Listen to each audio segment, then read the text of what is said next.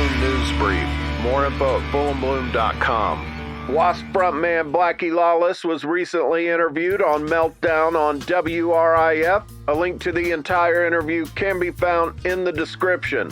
On if he spoke to Chris Holmes after the guitarist was diagnosed with throat and neck cancer, Blackie said, "No, we sent out a statement as soon as we heard. Everybody in our camp certainly wishes him well and wants the best for him. What we had heard is that he's living in France, and the cancer treatment program that he was going to get into would probably take 6 months, and that was 3 months ago. So that's all we really know at this point." On the movie This is Spinal Tap, Cherie Currie from The Runaways and myself did a commercial for Spinal Tap. It's at the end of the movie after the credits roll. So my manager, Rod Smallwood, and I go to the screening here in Hollywood at the Directors Guild. The movie hadn't even been released yet. The Directors Guild Theater here in Hollywood is about a 2,000-seat room. We're sitting there and we don't know exactly what to expect. I'd met with Michael McKeon, Christopher Guest, and Harry Shearer. I had a meeting with them like a couple of days before we shot anything, and they're sitting there and they look like they normally do.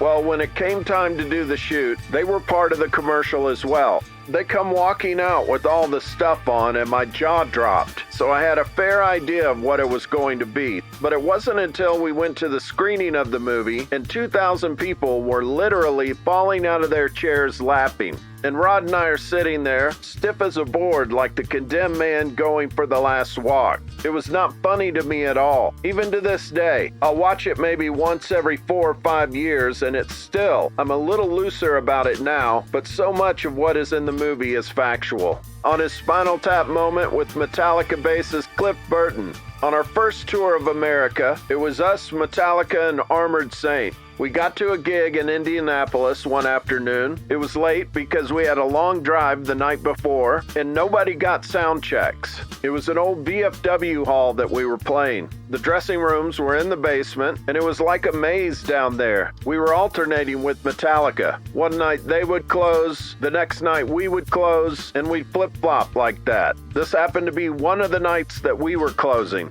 I'm downstairs in the bathroom, I'm shaving, and I hear Metallica's intro tape start to roll. The door flies open, and I'm looking in the mirror with the razor to my throat. From the mirror, I see Cliff Burton behind me, standing there with his bass on, and he doesn't know how to get to the stage. "Blackie, how do I get to the stage?" I hadn't been up there yet, so I didn't know myself because, like I said, we got there late and nobody got sound checks, so I didn't know where I was. He thought I was busting his chops. I said, "Cliff, I don't know." I'm looking at him in the mirror, and he goes, "Oh, screw you, Blackie," and he runs off.